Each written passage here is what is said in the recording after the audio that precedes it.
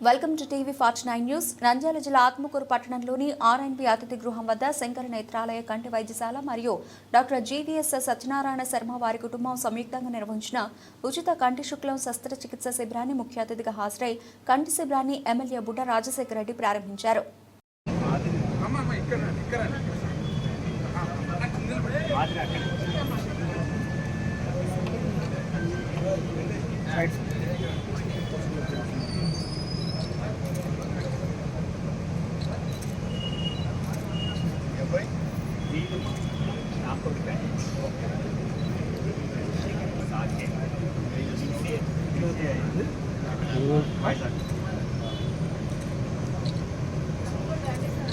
వస్తాను మీరు ఒకసారి